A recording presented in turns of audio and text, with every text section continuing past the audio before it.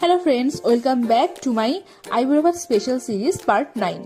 এটা ছিল আমার নবম আইবুড়ো ভাত, পিস্তুত দিদির বাড়িতে।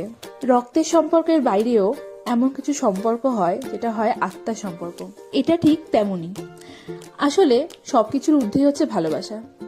এটা আমি কিন্তু ভিডিওতে বারবারই বলি, আমার কাছে সব থেকে গুরুত্বপূর্ণ হচ্ছে ভালোবাসা। গত মঙ্গলবার ছিল এই দিদির বাড়িতে আইবুড়ো ভাতের নেমন্তন্ন। আমরা 4 জনই কিন্তু গেছিলাম। আর দেখো কত কি আয়োজন করেছে।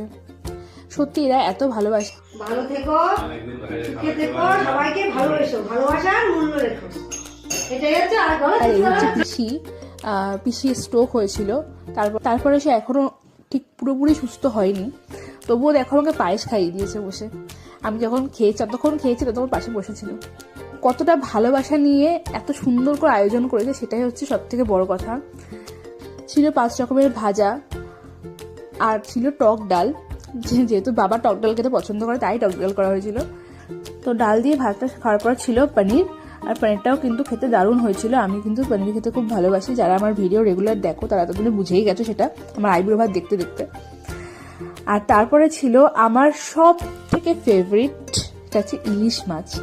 আমি ইলিশ মাছ খেতে ভীষণ ভীষণ ভীষণ ভালোবাসি। আর এতগুলো আইবুড়ো ভাতের মধ্যে আমার ইলিশ মাছটা খাওয়া হয়নি। তো 9তম আইবুড়ো ভাতে এসে আমার ইলিশ মাছটা খাওয়া হয়েছে। দারুণ হয়েছিল ইলিশ মাছটা খেতে। আর আমি দেখো ইলিশ মাছের ডিম দিয়ে চাটনি দিয়ে খাই, এটা একটা অড কম্বিনেশন, বাট আমি খাই এই সমস্ত। তারপরে ছিল চাটনি, পাঁপড়, যেটা খেতে ভীষণ ভালো হয়েছে। আর তারপর ছিল রসগোল্লা আর দই। আর শেষ পাতে একটু মিষ্টি না হলে কি আর হয় বলো। তো এইটা ছিল আমার 9ম আইবুড়ো ভাত স্পেশাল ব্লগ। দেখা হবে আবার নেক্সট ভিডিওতে।